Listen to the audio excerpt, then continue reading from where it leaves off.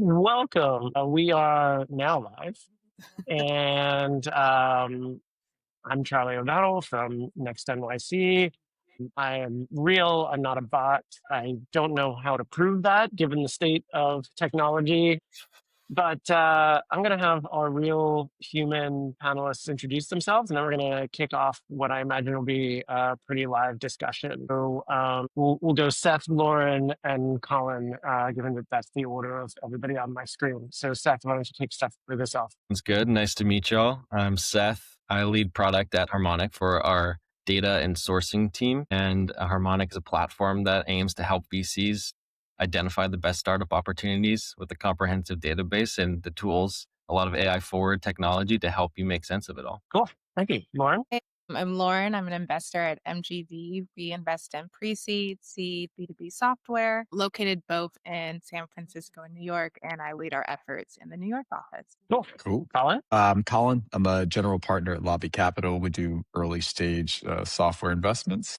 And before this, I was a founder. Awesome. So the way I've structured our conversation today is we're going to go top of the funnel down. And, we're talking about whether there are parts of the VC process where AI has an advantage over people, whether it might be a tool or whether, people will always win. And so the first statement that I'll throw out is that from a sourcing perspective, and Seth, maybe you can sort of kick this off a little since this is what you guys do, that sourcing only works, algorithmic sourcing only works until founders kind of reverse engineer it, figure out the signals, and then it all becomes, sort of LinkedIn slop or LinkedIn SEO for getting noticed by VCs. I do notice that the use of change job to founder to self founder seems to be on the rise. Anytime I feel like talking to a VC, that's what I do. I just change my title, and all of a sudden, Lauren and Collin are in my inbox. Is it sort of a constant battle back and forth? And tell me about the signaling and the quality of signals over time from your perspective. Yeah. Well, hopefully your founders are not over optimizing for being recognized and are just locked in shipping. And that is what helps build the product that gets noticed. But I hear you. I mean, I think in today's world, there is an abundance of information and signals, too much for any one person to go through all of it. And so it's about setting up the right systems with, aligned with your thesis to try and identify what is the appropriate signals that you think are worth following up on. And we see a lot of that. We see like LinkedIn tracking, and we see people going earlier and earlier in the game, tracking people who are not signaling yet, but could be signaling in the future, and just have a lot of those characteristics that are more like hard proof points in their history, and then trying to identify when there might be any movement as early as possible. And that is becoming part of the game to some degree, or it's at least one strategy. I think AI does help in general because it does let you cast a larger net outside of your network, augmenting your network. And then it's just how do you set up the systems? And we think a lot about that at Harmonic. We recently had something that helps you with sort of like automated screening. So we try to think about like, how would you inform an analyst basically, or a team of analysts to understand your process for evaluating and screening opportunities or founders, and really thinking about like, what would you tell them? Like, what is your system? What is your criteria? And what do you look for? And having that be a more like personalized set of signals that you're evaluating for. And it's never going to be perfect, but it can get you that list of, from a list of 1,000 to a list of 50 that are actually all really highly aligned with what you're interested in. And then it still requires you to do that, initial outreach and diligence and dig in. But to go from that huge breadth of signal to like, these are the things that I care about, and have some sort of AI agent do that first pass, we've actually seen it be super effective. And the number of deals that people find has gone up significantly with that type of process. So maybe I sort of changed the question a little bit versus AI replacing VCs in terms of GPs, but is AI affecting analyst and associate job? Because you just essentially talked about it as if you were training a junior person. I mean, I think that is like a existential question across every industry, right? Like financial analysts, VC, banking, Lawyers. Yep. Yeah, lawyers. Like that is a question that is permeating across everyone. I genuinely think that, this can be a cliche that it like empowers people rather than replaces them. because it just makes the analyst now more effective. Like their job is still to source high quality opportunities, and it just becomes less manual, right? And they're helping tune and understand and do that initial outreach still, but it's less of a like manual game and more of a like I can instruct an AI co-pilot, so to speak, to help me make sense of this huge landscape of information. Lauren, I'm going to turn it over to you because you started off on the, associate, senior associate side. You've been moving up within your firm. Do you think some of those early reps that you yourself might now outsource to like if your firm said, you can either hire an associate or use these tools and we'll subscribe to these tools. Do you think getting those reps was helpful for you now as more of a decision maker, check writer? 100%. I mean, like, I think if you are new to venture or like any type of industry, I think it's very important to still do the grunt work, still understand what it means to talk to a founder, to get excited about a deal, to like reach out and have to reach out multiple times, or even just, get a feel of what's a good deal versus what's a bad deal. I mean, Seth brings up a good point. Yes, you can kind of narrow the scope of what you're looking at, but you still have to decide if it's something worth pushing through. And you only get that through experience. Like, I think AI is very good for, maybe that ground level scoping, but you still have to do the work of like figuring out if this is something that's interesting or not. And AI can only do so much. I brought up another point that made me think about something that I've been kind of like thinking about is you're saying like if you train an analyst or associate, maybe you get rid of some of those positions. I don't think that you're getting rid of any work. I think that there's still the same amount of work that needs to be done. If anything, you now have more companies to talk to. So like, if you went from like we're scouring, we found like 50 high intent signals, you still need people to take those calls. You still need people to like do TAM analysis or like look up competitors. Like, I think a lot of companies are saying like, let's run lean, but what you're doing is just offsetting more work onto less people. And yes, you can qualify your work better, but you still need associates, senior associates, principals, et cetera, to like follow through on those early signals. Collin, given that Lobby is generally a partner-driven firm, you don't have a ton of folks sort of on the ground level. No. How does it? What does it mean for you on the sourcing side? Yeah, I mean, I think a lot of this comes down to where do you think the value is being created? And if the value is just in the metrics and like you can just take a company and process them through, a click form, then, we're not a good partner.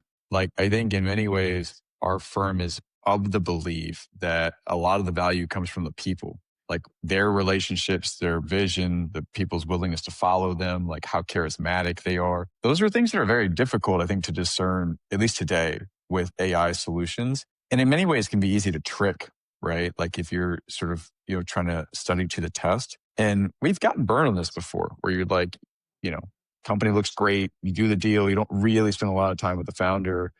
And it turns out it's very hard to craft a good deal with a bad person. If they don't have good values, if they don't have good vision, as VCs, we're always minority investors, right? If we're not minority investors, like something has gone wildly wrong. And so in many ways, like you're buying a seat on a bus that you will never drive.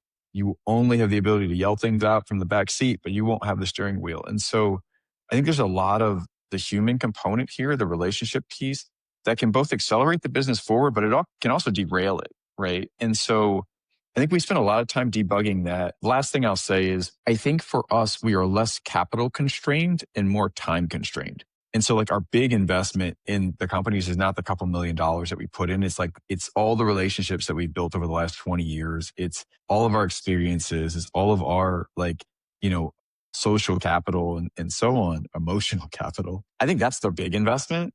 The money piece, like it comes and goes, like you make some here, you make more there, you lose some here, but the time you can't get back. Like that's the big investment. And so I think we're very diligent about that. And do you think that these tools can help you figure out how to spend more your time more wisely? Yeah, I think the big thing for us has been like what I'd call like knowledge arbitrage or like perishable knowledge, which is to what extent is this founder learning more or learning faster than the other folks in this space? Like, so benchmarking a given vertical, whether it's customer support chatbots or, AI powered SDRs, you see 50 of those pitches and they're all kind of moving as a cluster, like the, 6-year-olds playing soccer, they're all chasing the ball. And then like every once in a while, you'll see somebody who has moved away from that and sort of elevated their game to realizing if I stand by the goal, the ball will come to me and I'll score. And I think being able to look for that pattern recognition and thus recognize the divergence from that, I think the AI is really helpful there in processing a lot of those companies very quickly. So, Lauren, you said something, and Seth, I want to ask you a little bit about how you think about roadmap. Lauren, you said no one's going to want to talk to the AI or going to want to talk to a person. But we have a lot of tools that record and analyze how we talk to folks. And right now, I think of tools like Harmonic on the signaling side, like here's your universe, like here's who seems to be showing more momentum. Where I start to think these tools become really interesting is co-piloting conversations, listening to that discussion with a founder. Because Collin, I agree with you that the speed of learning from a founder, I think, is really important. I think there's probably, and any good recruiter will tell you, there's certain questions you can ask to diligence speed of learning.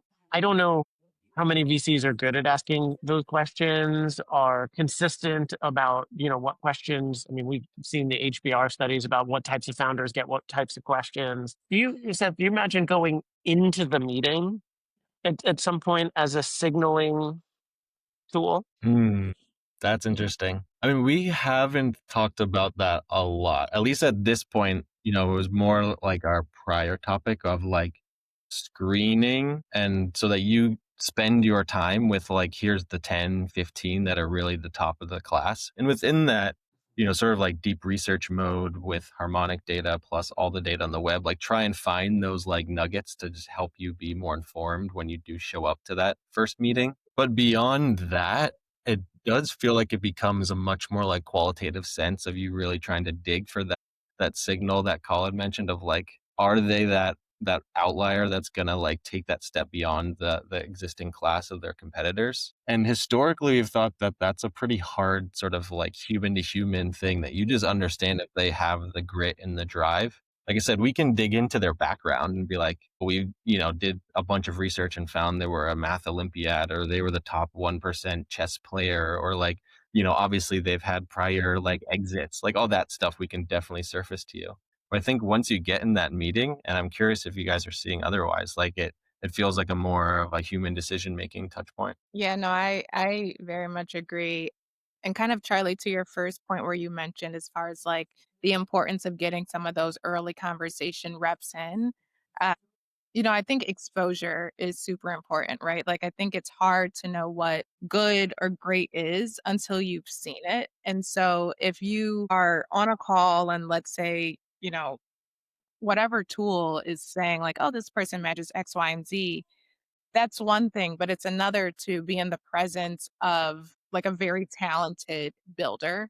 And because I think that presence, it's sometimes hard to like put it into words, but you are just kind of blown away where you're like, whatever this person is doing, I want to be a part of it. And like, it's a rare feeling and it should be a rare feeling, right? Like, I don't think every meeting you should come out being like, oh my God, they're the most brilliant person I've ever met. But when you do have those moments, I don't think that like, I think it'd be very challenging for AI to like pick up on that, even though, yes, very much agree that it can do the initial basic screenings, but also even funds, what they look for is very different. So it could take it could do your base level type of analysis, but what Collin might look at or look for to go to a second meeting at Lobby, it could be very different than what I look for a second meeting at MGV, right? Like it could be we just pick up on different signals or different things that are of interest to us within a person and not even just business wise, but just founder operator wise. So, Lauren, I'm going to poke at what you said a little bit because Yeah. I think there's some founders that are compelling speakers, Sure. that they are engaging, they are people that,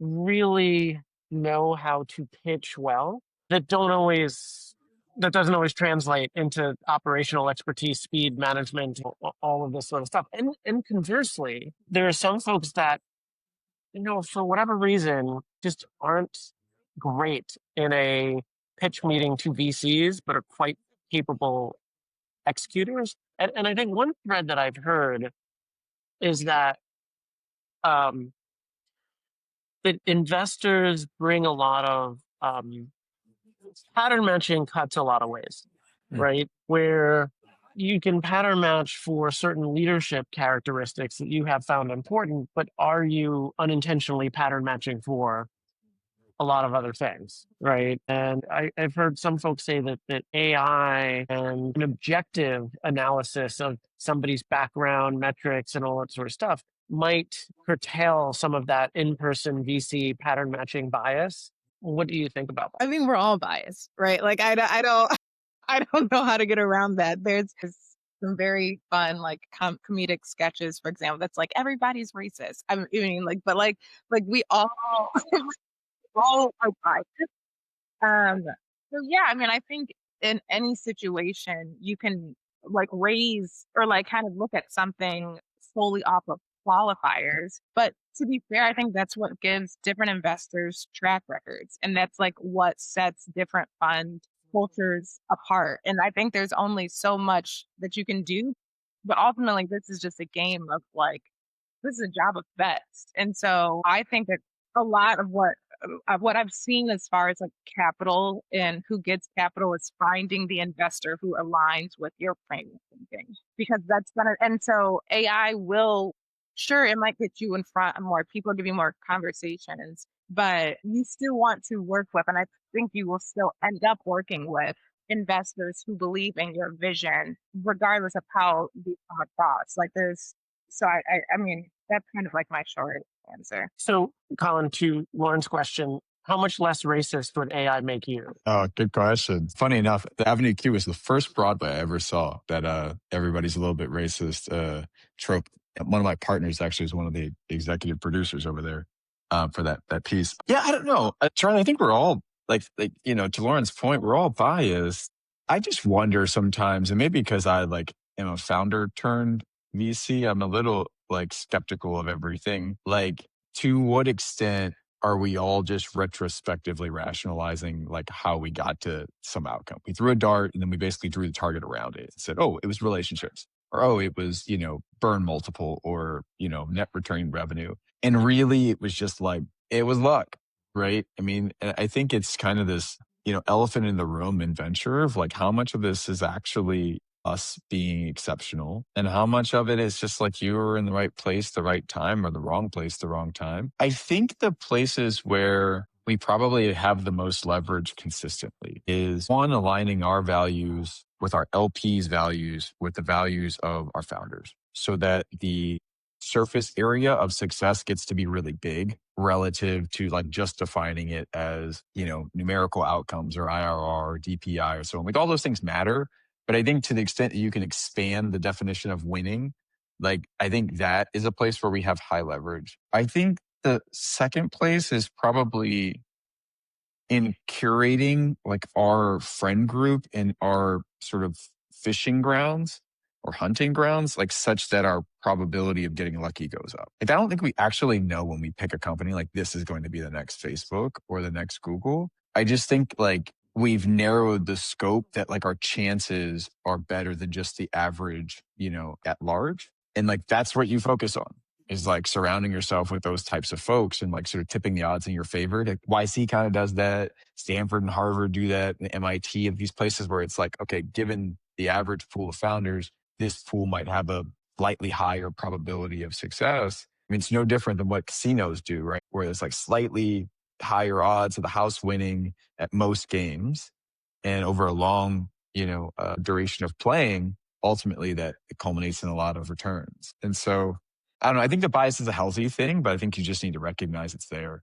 Seth, I have a question about how you think about signals, and especially given that whether it's like LinkedIn data or all of that sort of stuff, people are essentially out there marketing themselves in some way, and how what you guys do to sort of find the signal through the noise in terms of the quality and avoiding the inflation and the knowing that certain patterns get picked up by VCs, so therefore, throwing those keywords into your, resume and all that sort of stuff. How do you guys think about that? It's a good question. I mean, the easiest thing to do is to lean on the more hard data facts first.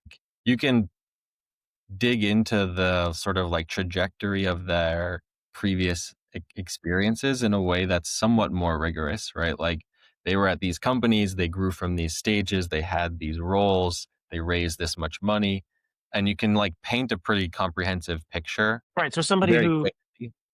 is employee number 10 at time and stays there for 5 years probably is pretty decent at their job, right? Right. Because they would have been gone if they weren't. And the reality is like, we want to enable like VCs to spend less time on the manual work of trying to piece together that picture and more time in like, oh, these are 5 people I'm super excited to talk about, and then go into the meeting to dig that level deeper. But even getting that list of like 5, 10 really high quality ones, like it takes a lot of effort to just even the like fairly simple thing I just mentioned, like is like 10 clicks through LinkedIn and Crunchbase and blah, blah, blah. It's like AI is like excellent at just summarizing that.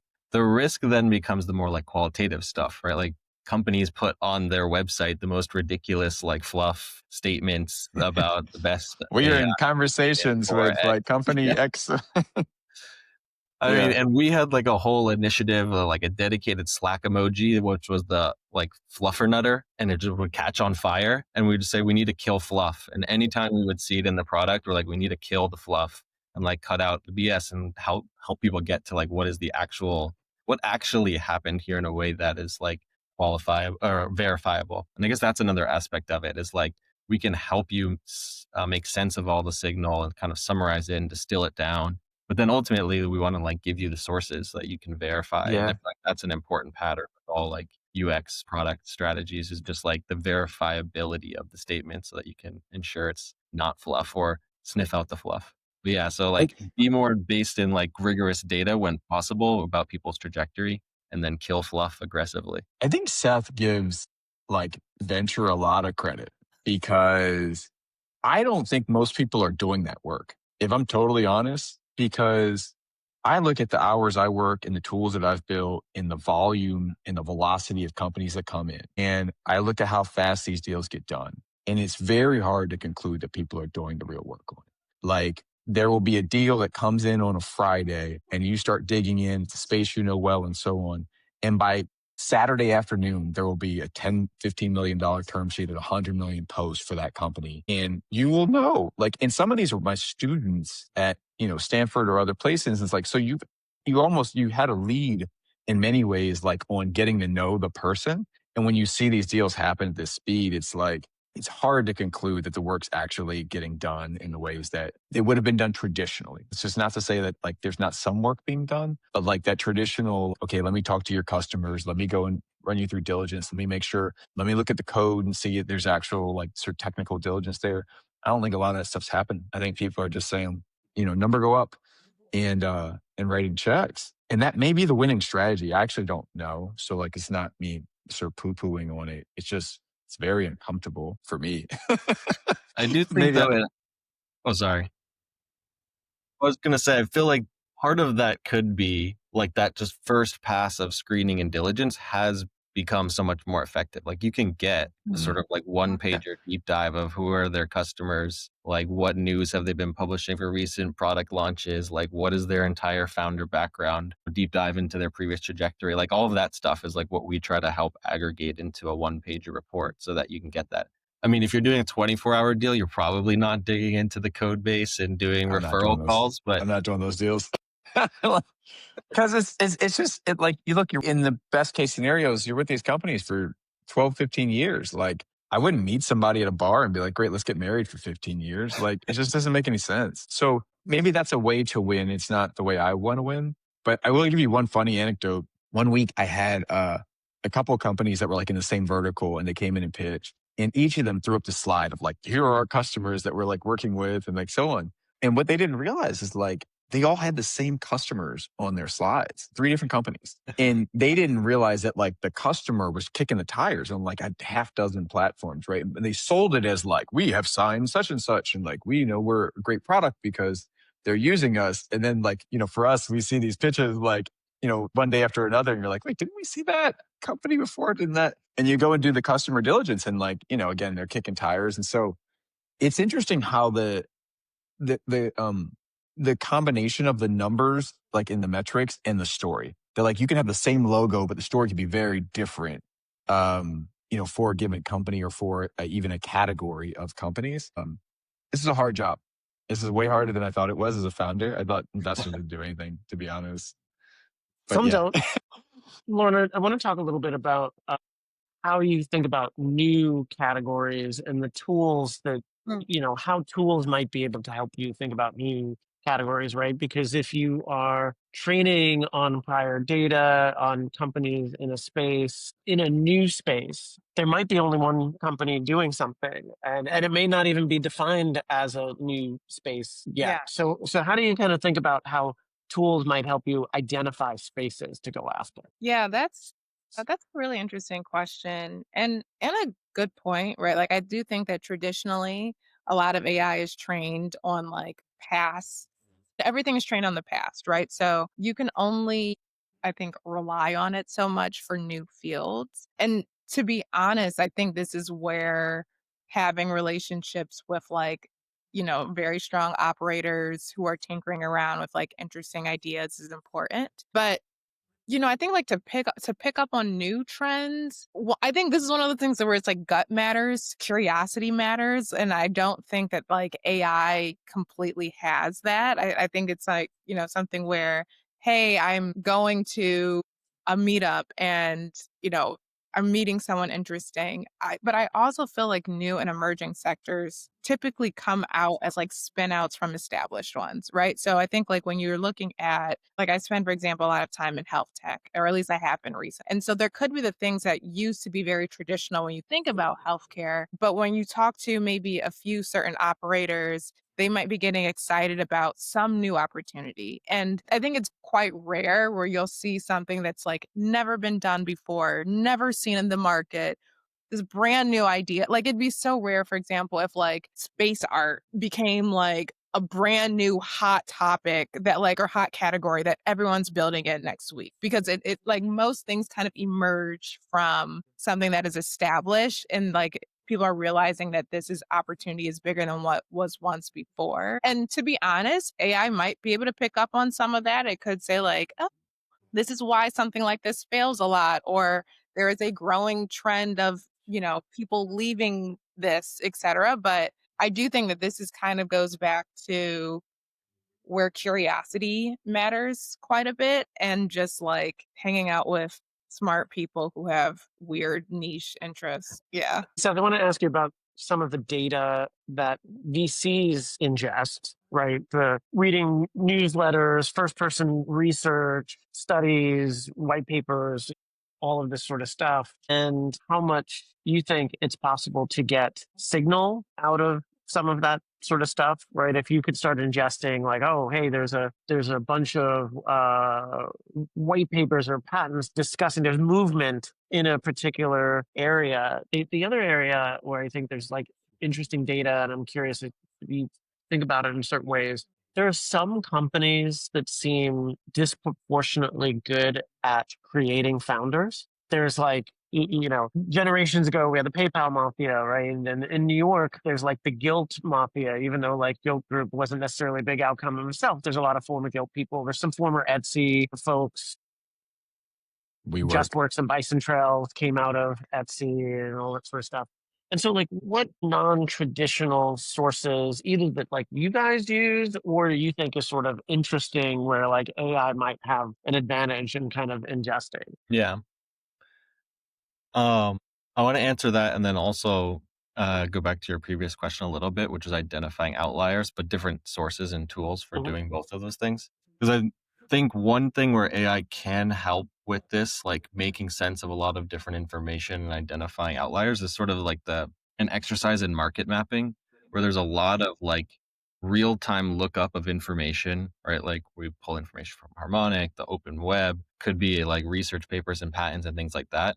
And you're trying to like cluster them and look for similarities, but then also look for differences. And to be able to just like cast a super wide net and then try and condense it down and highlight like, why is this company different, or like what are they doing that's unique that these other ones aren't doing, is something where I think sort of AI and tooling can help kickstart that in a way that's like more effective. Then yeah, like talent flow, that's a platform level feature we have of just like, I want to be notified anytime someone leaves Ramp and starts a company. Like that's a super high value signal just in terms of like understanding people's trajectory and like work experience and getting signal as early as possible. So like there's whole workflows for like, I want to get notified the exact second somebody leaves Ramp, for example, or PayPal or Figma or what have you. And Can you then just take a position on that just out of yeah, go ahead. curiosity? Like it's one thing to say, I'm going to pick Ramp as a place where I want to track people are leaving. In theory, you have the data of where people have been successful when they leave. And do you surface that? Or it's just like, no, you pick a company, or maybe I got to upgrade for the features of like which former. That's a good idea. We might have to build that and add it on. I mean, so I think we've seen like people take our like bulk data and do some level of like back testing, and that's how they develop their thesis for like, these are the types of companies that I'm going to keep tabs on and engage with people who leave there because of X history. We don't specifically recommend any one company versus the other, although we will like highlight in their experience. I talked about, we dig into the founder's whole background and try and help you make sense of it really quickly, at least at the high level. Like we'll pull out notable companies that they've worked at that, it's notable based off of the investors or the trajectory or the size or the amount that they raised. But yeah, we try to get in the game of giving you the tools rather than making the specific recommendations. It's funny. So I was part of the team of founders at Grubhub a long time ago. And, the restaurant space is like really interesting because I think it's kind of similar to venture in some ways in that there's a limited capacity for consumption, meaning like basically consumption of food basically goes up at the rate of population growth. Like if people become 1,000 times richer, you don't eat 1,000 times more food. It ends up being like actually the opposite, right? Because you're probably on Ozempic or whatever. But I think venture capital is really similar in that like there's only so many companies a year that are meaningful, that are created. In like Techstars has tried to expand that number, YC's tried to expand that number, like you name it has tried to expand that number. And the reality has been like there's 15 or 20 companies that cross $1 billion every year.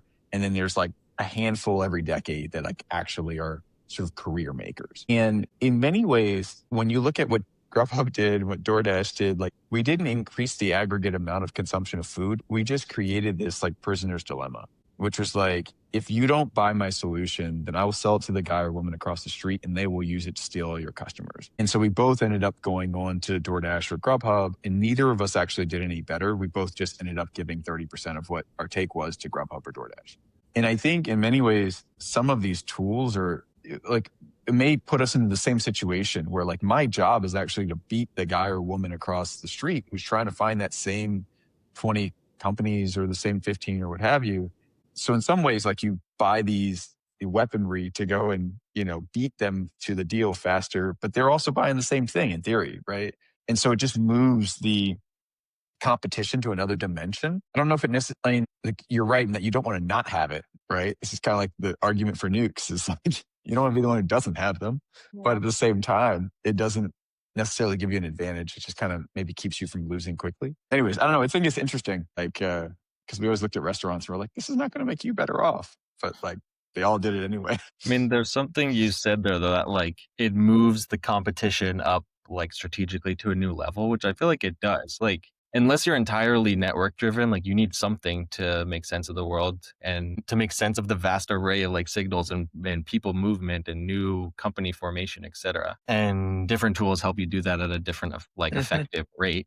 But then ultimately, like on one hand, you said, which I agree with, there's only so many like outlier difference maker companies. But on the other hand, I feel like with the advent of AI, no code tools, etc., like it's never been easier to at least start a company. And that like ability, You're totally right.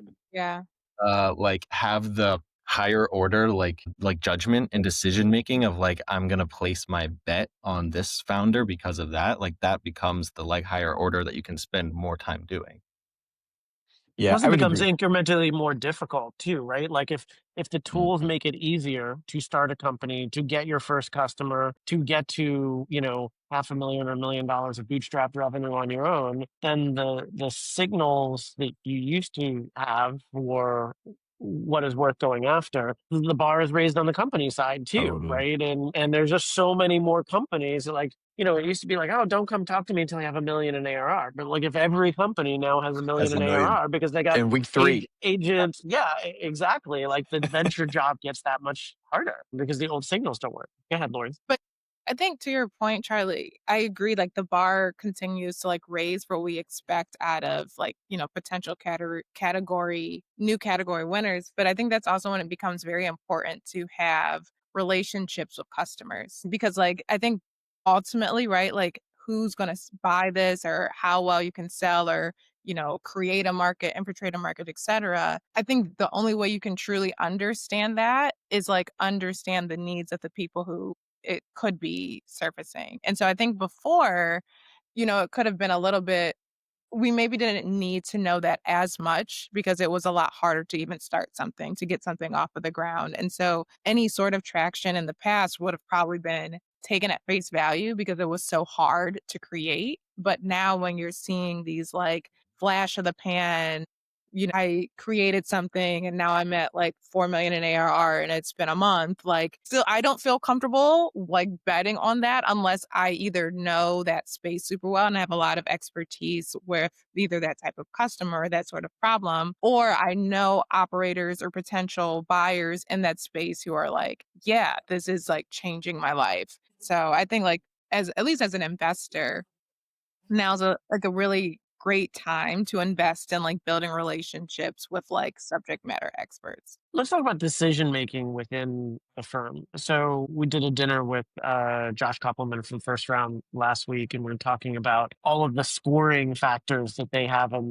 their deal meetings. And I put up a post on LinkedIn today about some of the ways that they've altered the metrics and the criteria and all of those sort of stuff. And it made me realize that like if you have a really disciplined IC, but in some ways that should mimic a model that has certain weights to things and metrics and analysis that aren't just, you know, who's the loudest person in the room and who's the one who's willing to bang the table. So I'm curious about, in what ways do you think that tools and data can help, like in the partner meeting discussions, making better decisions at a firm level? That's an interesting one for sure. Spicy.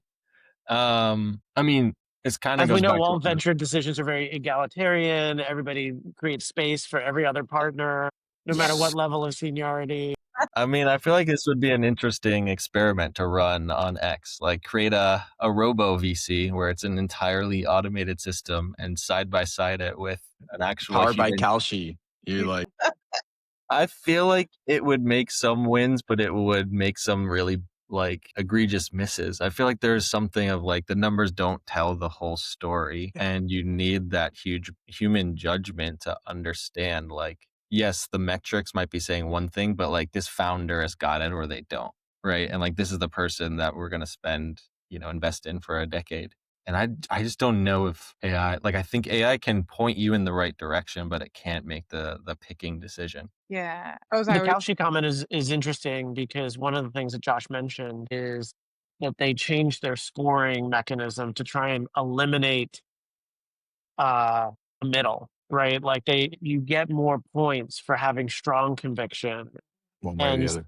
slightly negative conviction can't outweigh the very strong conviction of a partner, but you have a Mm, finite number of points to sort of lay down on the table of like, no, no, mm. no, like I'm going to throw a 9 on this, Yeah. and you use it at some point. And that's based on some of their like fact tested data. I mean, I think that's right. Like, I think this is the fundamental challenge with AI is any outcome that comes in sort of a normal distribution.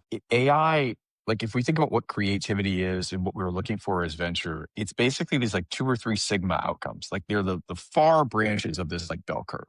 And what AI is really good at is this internal segment that is like the 1 sigma variance. It's basically the fat part of the bell curve. I mean, it's literally what it's designed to do is pattern match against that.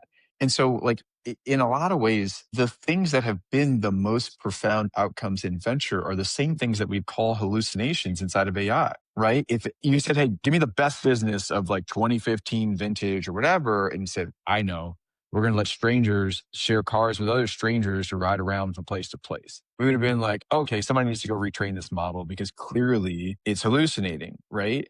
But it turns out like some of these things, like they were 2 or 3 sigma outcomes in terms of what they hypothesized about the future. And they turned out to be true. And so we called them genius ideas. These were like the innovators, the transformational like changes. And so the same thing I think is happening now is like, AI is very good at extrapolating out from like what we've all known before, like taking static knowledge and like expanding that out in a given direction. But we manage the variance from that line based on, sort of the controls and parameters. And so I think if you take all the companies that get created and you sort of break them down into 3 buckets, you've got the ones that are just adaptations of old stuff. You got the stuff that are extensions or extrapolation from some existing idea. And then you've got the stuff that's truly transformational. Like AI is really good at, taking existing thing, adapting it to the new thing, right? It's in mobile. I want to put it on desktop. It's really good at, drawing a straight line. It's like, okay, what's the next permutation of survey taking or, SDRs? But the things that we're looking for, like the transformational stuff, they're unobvious, even in AI. And so I think some level, it's just like, what's your gut say? Which I think is also logic, but it's just like hard to articulate, right? Intuition is just logic that we can't explain. So I don't know. I'm like, clearly I don't know what I'm doing at this job. But Yeah.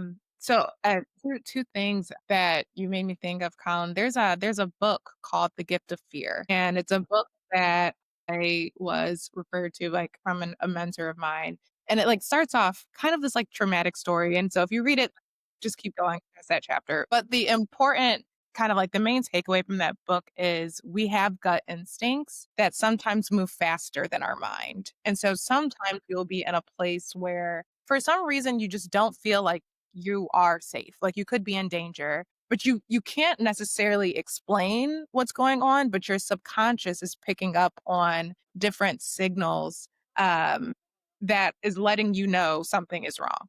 And I think even when it comes to how we evaluate people, there's small like nuances, how they speak, how they might act that we might not know how to explain, but we're picking up on internally. And so when you kind of take that aspect of making bets and deciding what to invest in, and then you think about AI and saying, hey, I'm measuring on these indicators. AI can only do so well with the context that it's given. And so you might not know the small things that gets you excited. Like you obviously will know the kind of the things that get you excited, but there could be small unspoken things that your mind is registering that you are unaware that you're not communicating to some of these models that gets you excited about a company that does kind of find like, those standard deviations a way of success. And, I think to that point, like, so I'm at a consensus led fund, like for the deals that we do, we like everyone in theory has to be on board. How, every IC is different, but in theory, consensus led. However, when you compare the performance of something that is always consensus led versus investors who are very highly convicted, when you have maybe like 1 or 2 people who are just like the table, typically those perform better than simply being like, everyone has to agree. Because if everyone has to agree, then it kind of, you know, goes to the average. And so I do think that, AI could help maybe with some of the modest safe bets, oh yeah, you might get a quick little markup, but to find those, wow, category defining, whatever, I think there's just a certain level of context that an AI will struggle to take all of to kind of like make those decisions. Let's talk about some of the post investment work and the support of companies. The idea of having a 24/7 tool to make introductions, to supply market data, In what ways might you see agents working on behalf of portfolio companies in a way that could augment or maybe even replace some platform teams?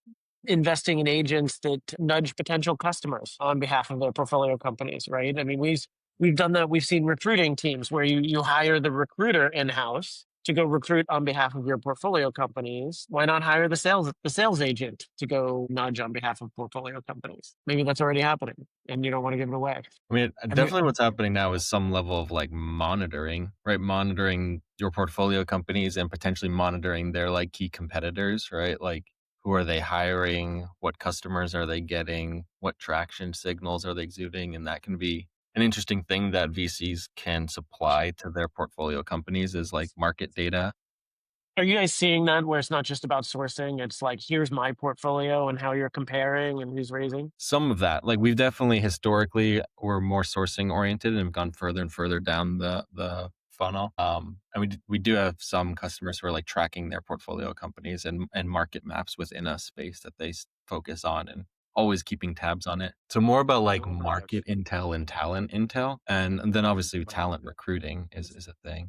But though, yeah, like we have an in-house like highly effective SDR agent or sales agent. I haven't seen that yet, but I feel like the companies themselves are likely or should be experimenting with that. And then it's an interesting angle if like a VC is able to introduce a portfolio company to a specific like technology or agent that could do things that historically were human led and now maybe are AI assisted. Yeah, I mean, and I don't even know, there was a brief moment where everyone was really interested in what Bordy was doing and, it made some like random intros. And I just literally have not heard anything there. So I don't know, yeah, what's I've up with gotten a that. few, But but you've gotten I think intros to you I mean, or? I've gotten like introduced to folks and other things. Like, I haven't found it to be deal quality, but maybe they're just getting started. I think again, I think for us as venture capitalists and investors, we have to be careful about like what are we actually good at. And like if we were good at building shit, like we would be building stuff. We're not. Like that's why we're investing. And so, like the idea that I'm going to build a better SDR than Stack AI or Baton or any one of our like AI portcos is just kind of a little bit of narcissism, I think, and it's a little fanciful. It may work for the companies that don't have those skill sets, but then there's a bigger question of like, do you want to be investing in companies that don't have those skill sets, right? So that's something I worry about. Look, I think the biggest thing that I can lend to any of our portfolio companies is my own credibility. It is my own credibility around like recruiting talent that when I call someone and say like, hey, you should go work for Stack, that means something. And it took 15 or 20 years of like being right on stuff to be able to have that kind of sway. Or when you call a customer and say like, hey, you should try this thing out for Tama Bravo or for Ultimate Capital or whatever, that like they will take the meeting because it's you, not because it's your AI bot or what have you. I think that may change in the future, but I also think we're still there now. Like, and with all the noise, I almost feel like there's a gravitation back to like the known quantities. I feel like this is why McKinsey and like Accenture and so on are doing so well in AI, even though like they didn't know anything about AI until like, a year ago. Because when people don't know like what to buy or what to do, they just say, like, hey, call McKinsey.